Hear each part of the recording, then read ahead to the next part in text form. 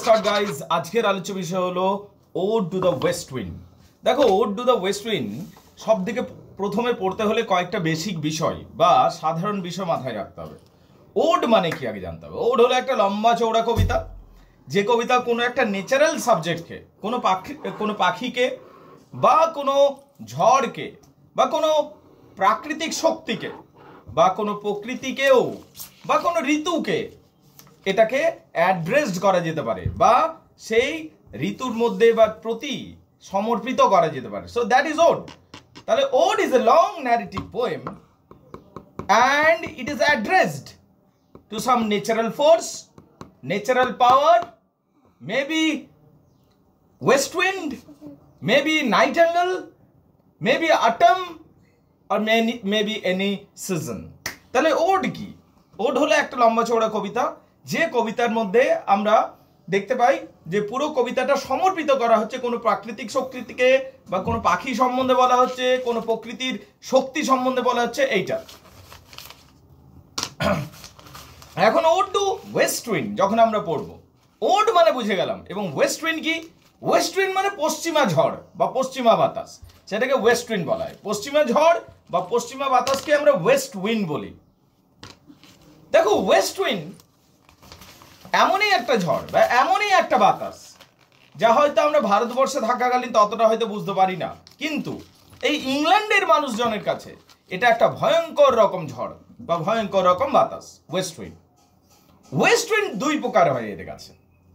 একটা West wind প্রচন্ড তীব্রতর হয়, আর আরেকটা ওয়েস্ট উইন্ড যেটা রয়েছে সেটা সফট প্রকৃতির হয়ে থাকে। ঠিক আছে? This poem was written in 1819। এই কবিতাটা লেখা হয়েছিল 1890 এবং শেলি ওয়াজ বিয়ারলি 27 ইয়ার ওল্ড। এবং শেলির বয়স ছিল মোটামুটিভাবে রাফলি 27 ইয়ার্স ওল্ড। তখন শেলির বয়স 27 ছিল এবং 1819 সাল চলছে তখন এই কবিতাটা লেখা হলো। 27 বছর বয়সে, মাত্র 27 ইয়ার্স ওল্ড, 27 বছর বয়সে এই কবিতা লিখছেন। এবং এবং এই যে কবিতাটা যখন লেখা হচ্ছে সেটা হচ্ছে 1819 সাল, আর এক বছরের মাথায় 1820 সালে এটা প্রকাশিত হচ্ছে। Prometheus unbound and other poems, এইটা হলো সোর্সটা। এই বই থেকে তুমি এই কবিতাটা পাবে। তাহলে কি কি বললাম? কত সালে লেখা হয়েছে? 1819 সাল। কত সালে প্রকাশিত হয়েছে? 1820 সাল। কোথায় প্রকাশিত হয়েছে? Prometheus unbound and other poems নামক বইতে প্রকাশিত হয়েছে। কি ধরনের কবিতা? এটা একটা রোমান্টিক কবিতা।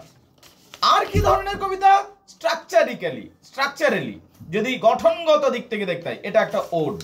মানে দুই প্রকারের, একটা ওড এবং এটা একটা রোমান্টিক পোয়েম। এই যে কবিতাটা রয়েছে এটা কোথায় লেখা হয়েছিল? এটা একটা জঙ্গলের ধারে লেখা হয়েছিল। দ্য স্কার্ট দ্য আর্নো নদীর পাশে কবি একদিন ঘুরতে গেছিলেন। সেখানে একটা জঙ্গল ছিল, সেই জঙ্গলের সামনে তিনি এই কবিতাটা লিখছেন। সেই জঙ্গলে যখন কবি যাচ্ছেন তখন কবি দেখতে পাচ্ছেন যে সামনে দিকে একটা ঝড় উঠছে এবং সেই ঝড় ক্রমাগত এগিয়ে আসছে। সেই ঝড় যখন নদীর উপর দিয়ে আসছে সে যেন শক্তি সংগ্রহ করছে এবং ক্রমাগত শক্তিশালী হয়ে উঠছে। এবং সেই যখন ঝড়টা আসছে সেই জঙ্গলের মধ্য দিয়ে, তখন কি হচ্ছে? চারিদিকে আওয়াজ এবং সাউন্ড তৈরি হচ্ছে। বুঝতে পারলে কিনা? এই দৃশ্য দেখে কবি কিন্তু প্রচন্ডই অনুপ্রেরিত হয়েছিলেন। এখন কবির জীবনেও ব্যক্তিগত স্তরে বেশ কিছু ঘটনা ঘটছিল। কবির ব্যক্তিগত জীবনে কিছু ঘটনা ঘটছিল, তাই কবি চাইছিলেন যে এই ঝড়ের শক্তি যদি আমার মধ্যে চলে আসে বা এই ঝড় যদি আমাকে অনুপ্রেরিত করতে পারে, তাহলে আমি কিন্তু সমাজকে পরিবর্তিত করতে পারবো। ইট ওয়াজ হিজ থিঙ্কিং। আমরা যদি এই কবির সম্বন্ধে জানি, আমরা তাহলে কি জানতে পারবো? কবির সম্বন্ধে যদি আমরা জানি তাহলে আমরা কি জানতে পারবো? ওড টু ওয়েস্ট উইন্ড যখন আমরা পড়ছি, এখানে আমরা একটা রিভলিউশনারি স্পিরিট দেখতে পাবো। রিভলিউশনারি স্পিরিট মানে বিপ্লবাত্মক চিন্তা ভাবনা আমরা দেখতে পাবো। বিপ্লবাত্মক চিন্তা ভাবনা কি? এটা এমনই একটা চিন্তা ভাবনা যেখানে পুরনো সমাজ ব্যবস্থাকে ভেঙে চুরমার করে দাও, একটা নতুন কিছু, নতুনত্বকে নিয়ে এসো, একটা নতুন সমাজ স্থাপন করো। এই থিঙ্কিং বা এই চিন্তা ভাবনা থেকে এই কবিতাটা লেখা। তাহলে ode to the west wind ode to the west wind, এই কবিতাটার মধ্যে একটা বিপ্লবাত্মক চিন্তা ভাবনা পাওয়া যায়। প্রসঙ্গত আমি বলতে চাইব, ইনি রোমান্টিক যুগের কবি। রোমান্টিক যুগে 5 জন মহাকবির কথা পাই আমরা। William Wordsworth, P B Shelley, John Keats, Lord Byron, S T. Coleridge. এতজনের মধ্যে এই যে কবি ছিলেন P B Shelley, Percy Bysshe Shelley, ইনি সব দিক বেশি রিভলিউশনারি ছিলেন। রিভলিউশনারি বলতে কি বোঝায়? রিভলিউশনারি বলতে বোঝায় যে বিপ্লবাত্মক চিন্তা ভাবনাতে বিশ্বাস করে। যিনি যখন ফ্রেঞ্চ রেভলিউশন হলো 1789-এ, ফ্রেঞ্চ রেভলিউশনে সমস্ত ধনী মানুষদের মেরে ফেলা হচ্ছিল এবং নির্বিচারে খুন করা হচ্ছিল, তখন বাকি রোমান্টিক পোয়েটরা যারা ছিল তারা কিন্তু ফ্রেঞ্চ রেভলিউশনকে প্রাথমিক স্তরে সমর্থন করলেও পরের দিকে আর সমর্থন করেননি। কিন্তু শুধুমাত্র সেলি বলেছিলেন না, একটা বিপ্লব ঘটতে গেলে রক্তক্ষয় ঘটতেই পারে বা রক্তপাত হতেই পারে। তো তিনি এতটা সমর্থনকারী ছিলেন বিপ্লবের, তার জন্য এনার লেখার মধ্যে বিপ্লবাত্মক চিন্তা ভাবনা, রিভলিউশনারি স্পিরিট আমরা কিন্তু দেখতে পাবো। বুঝতে পারলে? এনাকে রিভলিউশনারি স্পিরিটের দৃষ্টিকোণ থেকে খুব বেশি এনাকে আলোচনা করা হয়। তাহলে the poem was written in a wood, এটা একটা জঙ্গলে লেখা কবিতা দ্যাট স্কার্টস দ্য আর্নো নদীর পাশে, নিয়ার ফ্লোরেন্স নামক একটা জায়গাতে যেটা ছিল। অন দ্যাট ডে, সেই দিন, এ টেম্পেস্ট উইন্ড, টেম্পেস্ট মানে কি প্রচন্ড ঝড় উঠছিল। সেই দিন একটা প্রচন্ড ঝড় উঠছিল, শক্তি সংগ্রহ করছিল, ওয়াজ কালেক্টিং ভ্যাপার্স, যেন বাষ্প সংগ্রহ করছিল, টু পোর ডাউন অটমনাল রেন। সময়টা ছিল অটম মানে শরৎকাল, সেই শরৎকালে বৃষ্টি নামিয়ে আনবে। অ্যাট সানসেট, সময়টা ছিল সানসেটের সময়। A violent tempest full of hail and rain attached with thunder and lightning move the reason. এবং কিছুক্ষণ পর মুষলধারে বৃষ্টি হয়েছিল, ঝমঝম করে বৃষ্টি হয়েছিল, শিলা বৃষ্টি হয়েছিল, ঝড় হয়েছিল এবং পুরো অঞ্চলটাকে যেন প্লাবিত করে দিয়েছিল, এইরকম বলা যায়। মানে এতটাই যেন সেই ঝড়টা, সেই বাতাসটা, সেই বৃষ্টিটা, সেই ঝড়টা, সেই দুর্যোগটা সবকিছু যেন একটা রিভলিউশনারি স্পিরিটকে ইন্ডিকেট করছিল। That is ode to the west wind. Ode to west উইন্ডের এটা হলো ব্যাকগ্রাউন্ড, ঠিক আছে? এবার কবিতাতে আসবো line by line, but this is basically the background guys, ঠিক আছে? আবার বলে দিই, 1819 সালে লেখা, 1820 সালে প্রকাশিত। প্রমিথিউস আনবাউন্ড অ্যান্ড আদার পোয়েমসে এটা প্রকাশিত হয়। এইগুলো কেন বারবার বলে দিলাম, তার কারণ এইগুলো পরীক্ষার জন্য খুব গুরুত্বপূর্ণ, ঠিক আছে? এবারে এই কবিতার মধ্যে কি দেখতে পাই? প্রচন্ড অপটিমিস্টিক থট দেখতে পাই বা অপটিমিজম দেখতে পাই, ঠিক আছে? আশাবাদ, অপটিমিজম মানে আশাবাদ দেখতে পাই, ঠিক আছে? আর কি দেখো, ওড টু ওয়েস্ট উইন্ড, এই যে কবিতাটা তুমি দেখবে, এটা যে টাইটেল জাস্টিফিকেশনে আসো, জাস্টিফাই দ্য টাইটেল মানে শিরোনাম, তার বুঝতেই পারছো ওয়েস্ট উইন্ড নিয়ে দিয়েছে। তার জন্য এই যে শিরোনাম সেটা যথার্থ, তার কারণ শিরোনামের মধ্যে ওয়েস্ট উইন্ড রয়েছে। আর পুরো কবিতা জুড়ে এই যে প্যারা প্যারা প্যারা করে যাব আমরা, প্রত্যেকটা কবিতার মধ্যে শুধু ওয়েস্ট উইন্ডেরই গল্প থাকবে। ওয়েস্ট উইন্ডকে বিভিন্নভাবে তুলনা করা হবে, ওয়েস্ট উইন্ডকে বিভিন্নভাবে আলোচনা করা হবে, এইরকম ব্যাপার স্যাপার। বুঝতে পারলে কিনা? এই কবিতার মধ্যে শেলির কিছু বৈশিষ্ট্য পাবে, মানে এটা শেলিয়ান কবিতা। বুঝতে পারলে? পিবি শেলি লিখছেন কবিতাটা, পিবি শেলি লিখছেন। এই কবিতার মধ্যে শেলির যে ক্যারেক্টারিস্টিক্স, ফিচার্স, রাইটিং স্টাইল, সেগুলো সব দেখতে পাবো। শেলি যেরকম রিভলিউশনারি কথাবার্তা বলতে পছন্দ করতেন সেগুলো দেখতে পাবো। শেলি যেরকম ওড লিখতে পছন্দ করতেন সেগুলো দেখতে পাবো। শেলির এখানে বলতে পারবো যে একটা ভিগোরাস যে লাইন বা ভিগোরাস যে ক্ষমতা তার শব্দগুলোর মধ্যে, সেগুলো দেখতে পাবো। এবং হৃদয়কে ছুঁয়ে যায় এই সমস্ত কথাবার্তাও আমরা দেখতে পাবো। পিকচার অফ নেচার দেখতে পাবো, প্রকৃতির ছবিকে সুন্দরভাবে তুলে ধরেছেন সেটা দেখতে পাবো, ঠিক আছে? এবং শেলির যে ইমেজ মেকিং ক্ষমতা ছিল সেটা অসাধারণ ছিল, একদম চোখের সামনে যেন ভেসে উঠবে, এত বেশি ইমেজ এঁকেছেন তিনি। তুমি কখনো কখনো আবার ইমেজটাকে ফলো করতেও তোমার কষ্ট হবে, মানে এতটাই ইমাজিনেটিভ শেলি ছিলেন, ঠিক আছে? তাহলে শেলির এই যে ওয়েস্ট উইন্ড কবিতাটা based on Shelley's vision and Outlook, এই ওডটা মেনলি তোমাকে ওয়েস্ট উইন্ড সম্বন্ধে বলবে। এখানে প্রথমেই ওয়েস্ট উইন্ডকে প্রিজার্ভার অ্যান্ড ডেস্ট্রয়ার হিসাবে দেখবে। প্রিজার্ভার এবং ডেস্ট্রয়ার মানে কি? এই সৃষ্টিকর্তা, এই ধ্বংসকর্তা।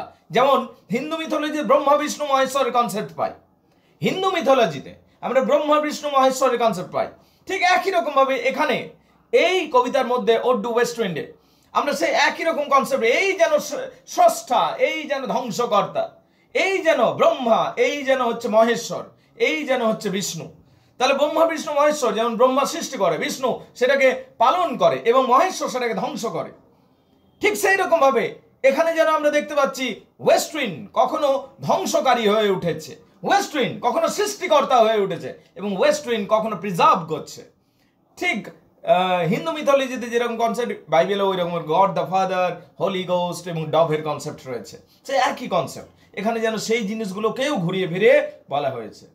এই কবিতার সব থেকে বেশি গুরুত্বপূর্ণ যেটা লাইন, যেটা সকলকে মুগ্ধ করে, সেই লাইনটা আমি এক কথায় বলতে চাইবো। দেখো কি বলছে, if winter come can spring be far behind.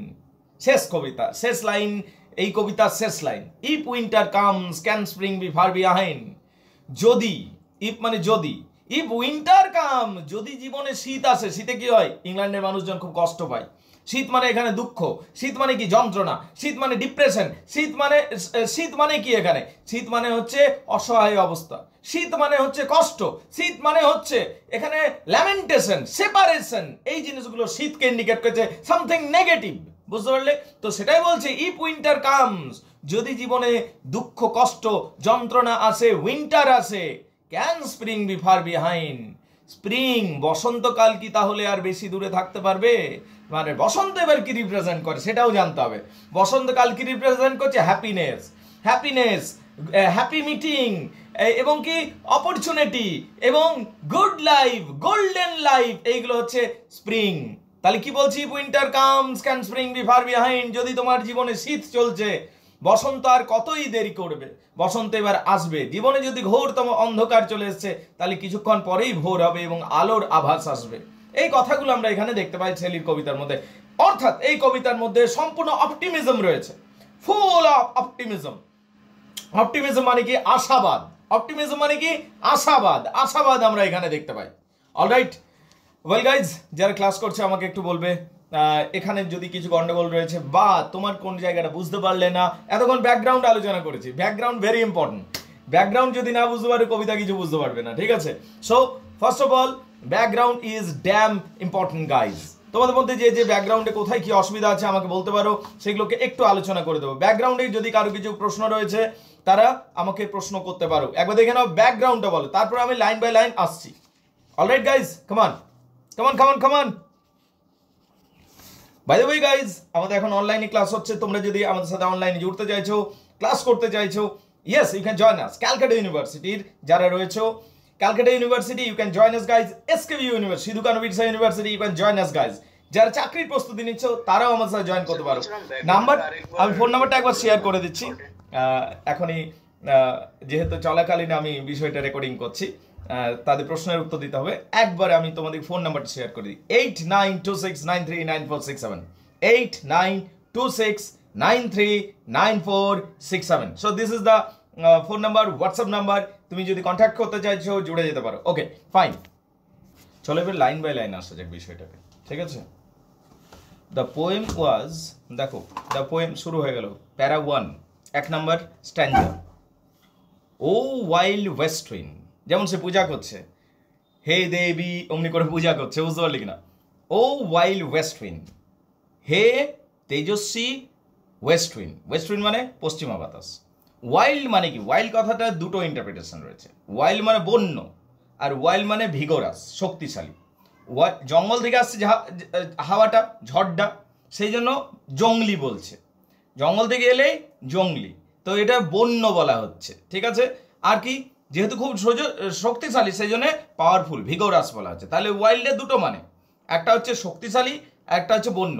O wild West wind, hey West wind, দাও আর্ট, দাও ব্রিথ অফ অটমস বিং, তুমি হলে, দাও মানে তুমি, ব্রিথ, ব্রিথ নিঃশ্বাস, তুমি হলে নিঃশ্বাস, অফ অটমস বিং, অটম ঋতুর।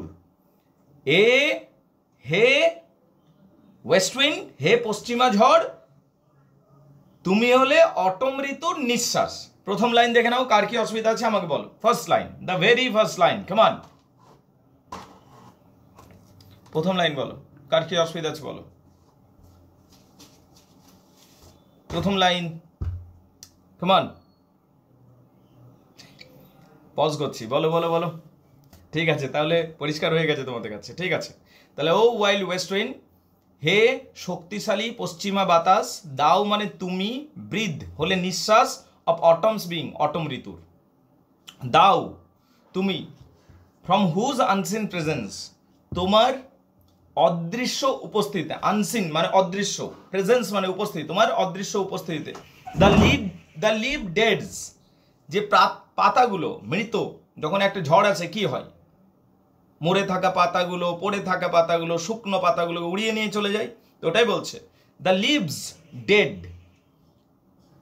দাও তোমার, from whose unseen presence, whose মানে যার, আনসিন মানে অদৃশ্য, প্রেজেন্স মানে উপস্থিতি, তোমার অদৃশ্য উপস্থিতিতে, দ্য লিভস ডেড মানে ডেড লিভস মৃত পাতাগুলোকে, আর ড্রিভেন, ড্রিভেন মানে কি তাড়িত করা হয় বা নিয়ে চলে যাওয়া হয়, তোমার অদৃশ্য উপস্থিতিতে মৃত পাতাগুলোকে তুমি উড়িয়ে নিয়ে চলে যাও। আর ড্রিভেন মানে তাড়িয়ে নিয়ে যাও বা উড়িয়ে নিয়ে যাও। আর ড্রিভেন মানে কি, ড্রিভেন মানে, আর ড্রিভেন মানে উড়িয়ে নিয়ে যাও বা তাড়িয়ে নিয়ে যাও,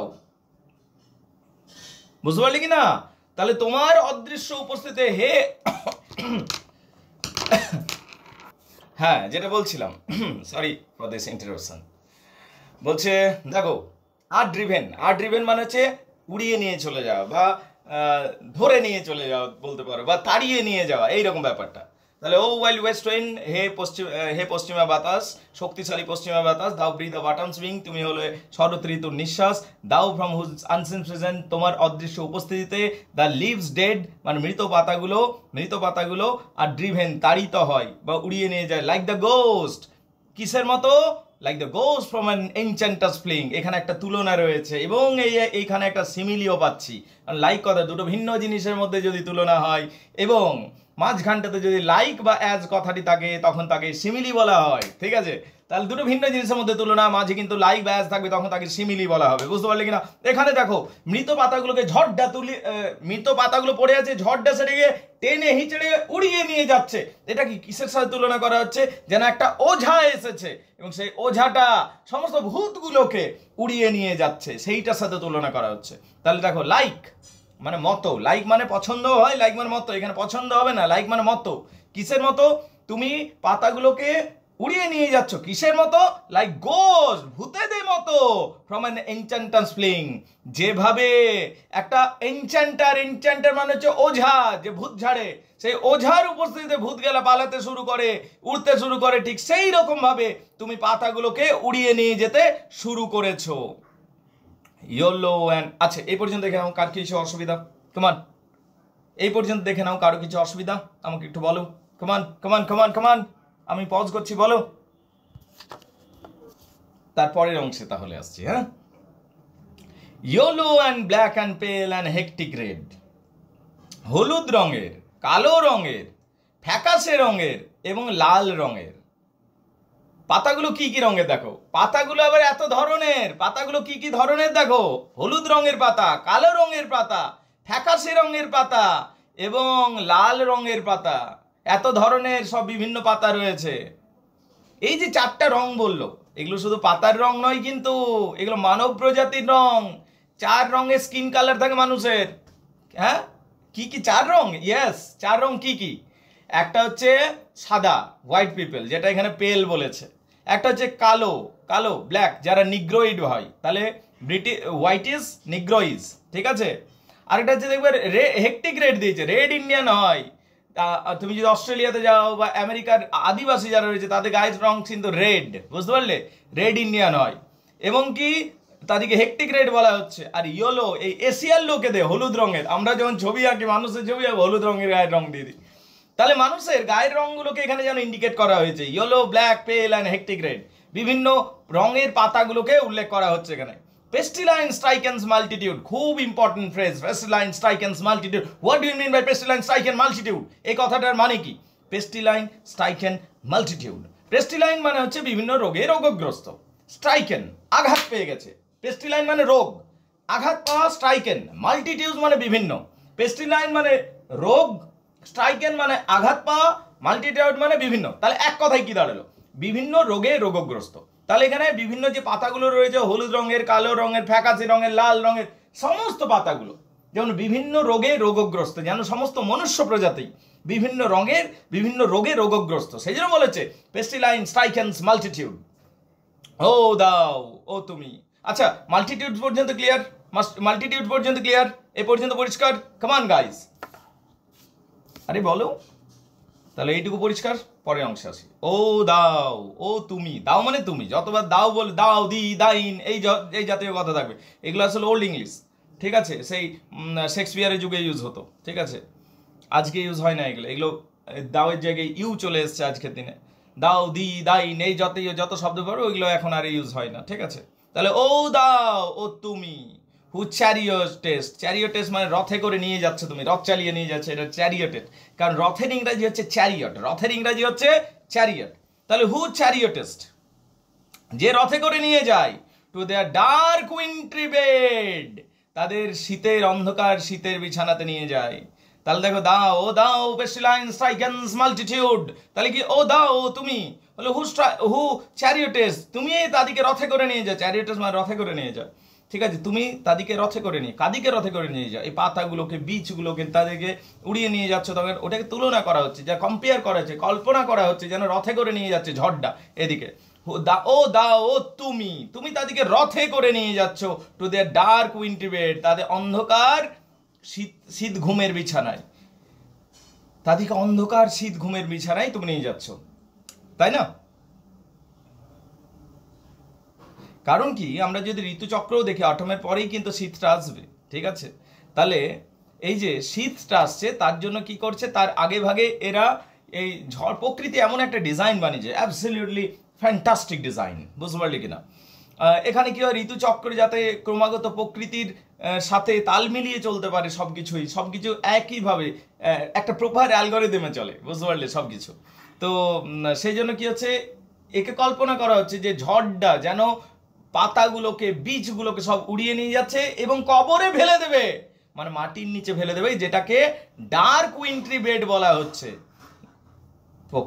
প্রকৃতি তো তাই হয়, বীজ পাতা সব উড়িয়ে নিয়ে গেল এবং কোথাও না কোথাও তাটিতে ফেলে দিল, এবং কিছুদিন পর সেটা ধুলোর মধ্যে মাটির ভেতরে চলে যায়। কিছুদিন পর বৃষ্টি পেয়ে আবার গাছ বের হবে, এই তো হচ্ছে ব্যাপার। তো সেইটাকে কি সুন্দর তুলনা এবং কম্প্যারিজন করছে এবং ইমাজিনেশন আনছে। দেখো যে তুমি যেন রথে করে এইগুলোকে নিয়ে যাচ্ছ এবং তাদেরকে কবরের মধ্যে বা তাদের শীত ঘুমের বিছানায় তাদেরকে নিয়ে যাচ্ছ।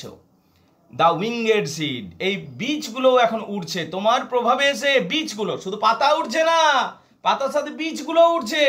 তা সেই বীজগুলোকে বলা হচ্ছে উইংড সিড। কি বলা হচ্ছে?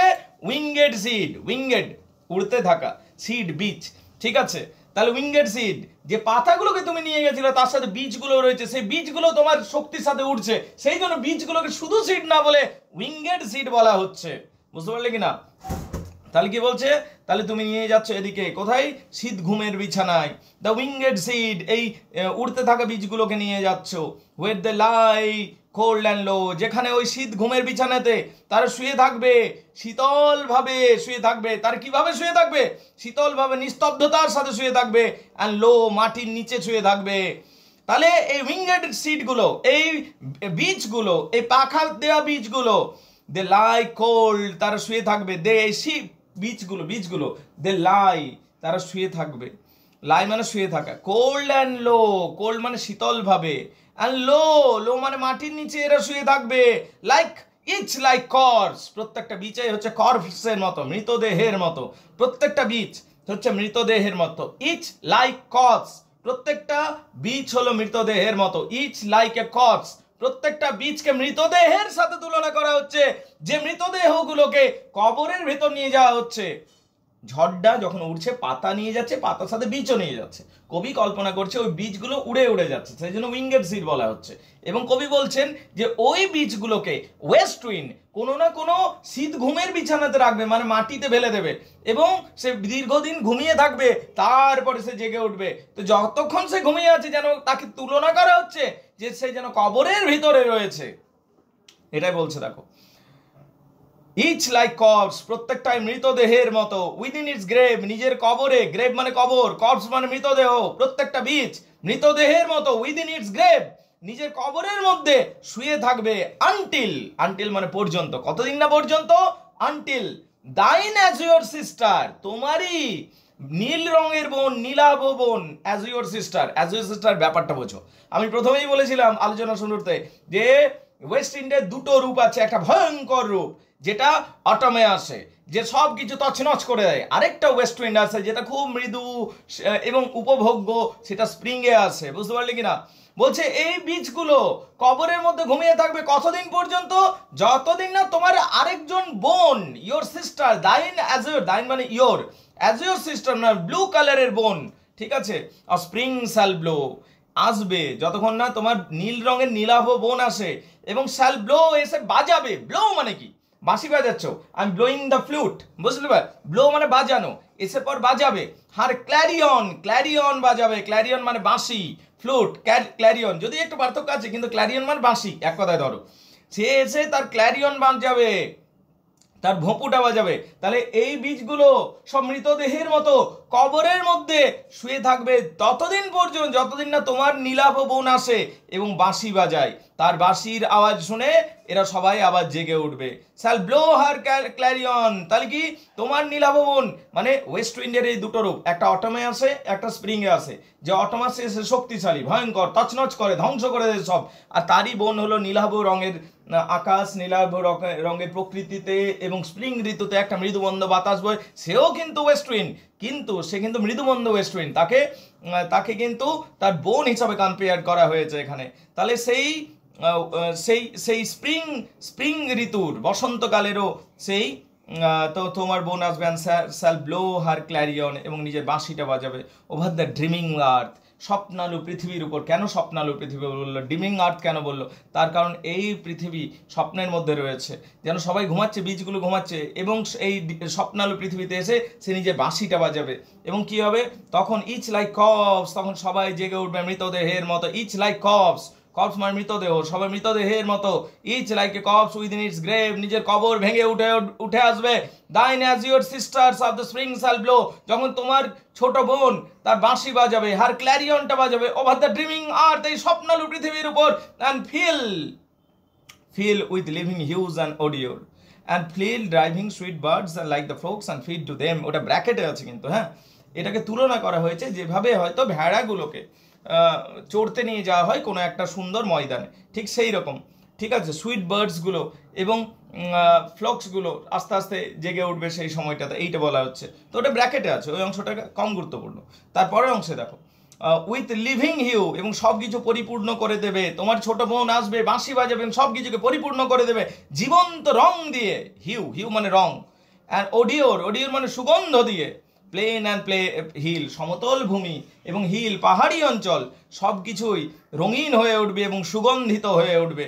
ওয়াইল্ড স্পিরিট, হে wild spirit, which art moving everywhere, তুমি সব জায়গায় উপস্থিত রয়েছো, which art moving, you are moving, তুমি সব জায়গায় ঘুরে বেড়াচ্ছ, এভরিওয়্যার, তুমি সব জায়গায় রয়েছো, ডেস্ট্রয়ার অ্যান্ড প্রিজার্ভার, তুমি হলে ধ্বংসকারী, তুমি হলে সংরক্ষণকারী। হিয়ার ও হেয়ার, তুমি কি শুনছো, তুমি কি শুনছো, এখানে সেই ব্রহ্মা বিষ্ণু মহেশ্বরের কনসেপ্টটা দিয়ে দিল যে তুমিই হলে ধ্বংসকারী, তুমিই হলে সংরক্ষণকারী, তুমি কি শুনছো, ও হেয়ার, তুমি কি শুনছো, তুমি কি শুনছো। তাহলে ও ওয়াইল্ড স্পিরিট, হে বন্য spirit, which art moving everywhere, তুমি সব জায়গায় উপস্থিত রয়েছে, তুমি সব জায়গায় নিজের শক্তিকে প্রদর্শন করছো, সব জায়গায় চালনা করেছো। ডেস্ট্রয় অ্যান্ড প্রিজার্ভার, তুমিই হলে তুমিই হলে ধ্বংসাত্মক শক্তি এবং তুমিই হলে সংরক্ষণের শক্তি, তুমিই হলে ডেস্ট্রয়ার, তুমিই হলে প্রিজার্ভার, সংরক্ষককারী। হেয়ার ও হেয়ার, তুমি শুনছো, তুমি কি শুনছো। অর্থাৎ এখানে এই প্যারাতে ওয়েস্ট উইন্ড হলো সংরক্ষণকারী এবং ধ্বংসকারী। সো দ্য ফার্স্ট প্যারা ইজ কমপ্লিটেড। দেখে নাও কার কি অসুবিধা আছে, কোয়েশ্চেন করো, আমি তোমাকে উত্তরগুলো বলবো, দেখে নাও গাইজ। সো গাইজ, আমাদের ওয়েস্ট উইন্ডের পড়াটা চলছে, ক্লাস চলছে অনলাইনে, এবং সেখানেই বিষয়গুলো আলোচনা করছি। If you want to join our class, তুমি যদি ক্যালকাটা ইউনিভার্সিটি রয়েছো, বা তুমি এসকেবিইউ ইউনিভার্সিটি রয়েছো, বা তুমি চাকরির পরীক্ষার প্রস্তুতি নিচ্ছ, you can join us guys. Phone number share করলাম 8926939467, হোয়াটসঅ্যাপ নাম্বার শেয়ার করলাম। চাকরি বাকরির যে ক্লাসটা হয় সেখানে শুধু কবিতাগুলো হবে না, সেখানে কমন এরর্স, গ্রামারের পার্টটাও হবে, ঠিক আছে, মানে গ্রামাটিক্যাল উইকনেস থাকলে সেটাও ক্লিয়ার হয়ে যাবে। But basically I am going to focus this portion also. যদি তোমাদের কোর্সে কবিতা রয়েছে, মানে বিশেষ করে যারা টিচার হওয়ার জন্য, স্কুল শিক্ষক হওয়ার জন্য প্রস্তুতি নিচ্ছ এসএসসির জন্য, তারাও জুড়তে পারো। Thank you very much indeed guys.